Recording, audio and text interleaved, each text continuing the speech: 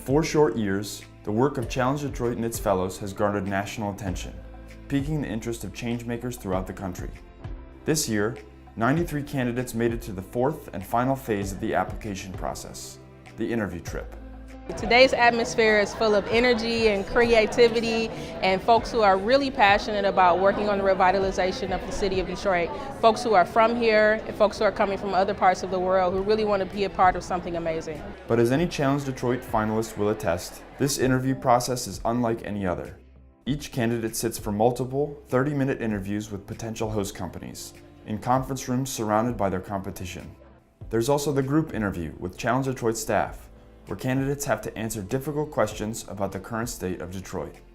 As a Detroiter, it makes me really excited because a lot of people may look at the city for the opportunities that they can benefit from, but not always what they can bring to the city. So it makes me really excited to see people who not only want to come and gain an opportunity, but also contribute a lot. Detroit matters because it's the future. I wouldn't say it's a blank slate because it has a rich history, but there's so much opportunity here.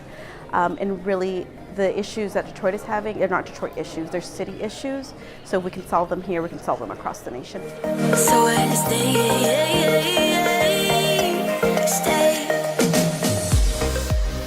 The brilliance of the interview trip is that despite the competitive atmosphere, finalists are always united by common ground, Detroit, and a commitment to its comeback.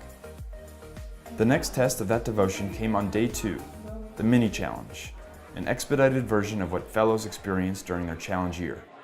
With so much vacant land in the city, the finalists were tasked with a very relevant question of how we can better activate public spaces in Detroit. For inspiration, the candidates took a tour with Detroit Experience Factory to visit 3 of the most iconic public spaces in Detroit: the Riverfront, Clark Park, and Alfonso Wells Memorial Playground.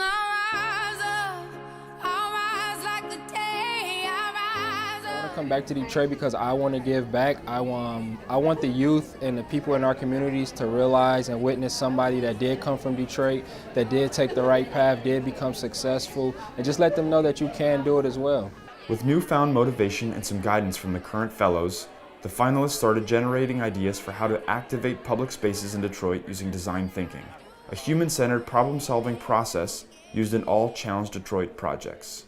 I think what's really exciting for us is the position that's available with EcoWorks right now is a position where design thinking can be used all the time and where we're going to encourage it. We're going to ask someone to really be innovative and take some of the biggest challenges we've had in our organization and develop strategies for solutions for them and actually implement them in our organization and carry that torch forward for us.